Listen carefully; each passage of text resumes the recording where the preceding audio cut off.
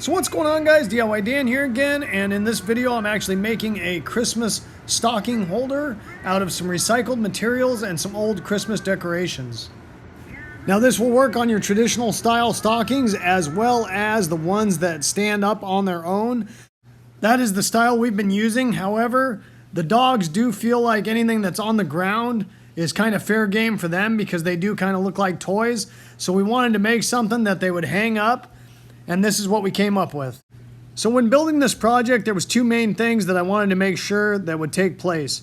One is that they would hold weight if need be with the stockings full, not just empty. And the other one is, would it store easily? So right here you can see I've got a drill and an impact in two of the stockings that are hanging right here to show you that they will carry a decent amount of weight. The other main critical is that it would store easily. So right here, I'm just showing you the quick disassembly and assembly of it.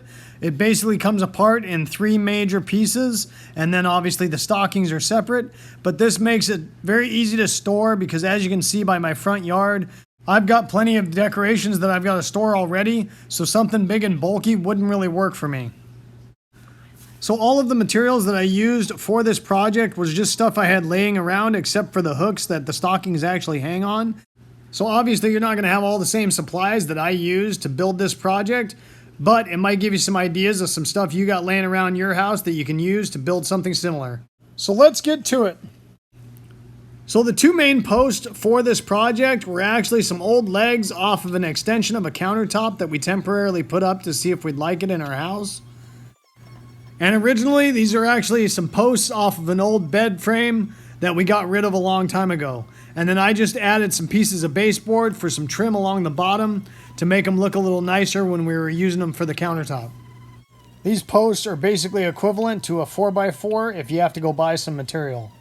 The base plate that we're using for this project was an old cupboard door, and I honestly couldn't even tell you where I got that from. However, a decent sized piece of 3/4 inch plywood would work just as good. So right here we're just sanding them all down. After sanding them down, I set the post in place and then drew a line around them so I could mark center, and then I drilled a hole for a piece of wooden curtain rod that we were going to use as the stakes to hold those posts in place. Now I was a little concerned about this being a cupboard door, that it was hollow in the center and wouldn't hold the weight, but so far it's done well.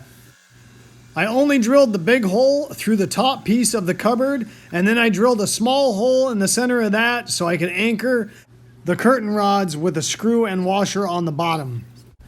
So unfortunately I did not have the proper type of drill bit to do these holes in the post. So what I ended up doing is using multiple sizes of hole saw and drilling those out, and then using some needle nose pliers to pick out the rest of the pieces so that that curtain rod would fit into the post. At first I tried sticking the curtain rods only as deep as that hole saw would go into the post, but the post did not have nearly enough stability, so then I ended up using my wooden spade bit. The only spade drill bit I had was a little small for that curtain rod, so I had to leverage it side to side to open it up a little bit where that curtain rod would fit down inside the post. Then I placed the curtain rods down inside my base plate and anchored them with some fender washers and screws. So one thing that ended up being a little trickier than I thought, I figured these posts could switch back and forth without a problem, but I couldn't get them to sit perfectly flat. So once I got them sitting flat, I labeled them with numbers so I knew which post went in which position. Now the washer and the screw head did not sit perfectly flush on the bottom of that base plate, but it didn't really matter for us because we have carpet.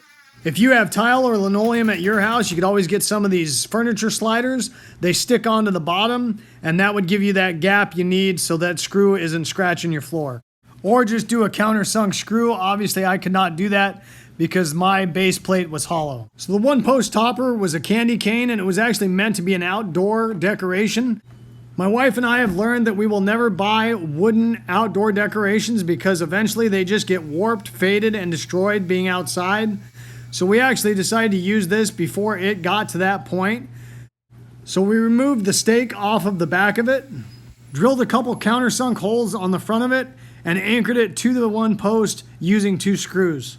The other decoration was a metal Santa that was kind of an oddball we got at a garage sale.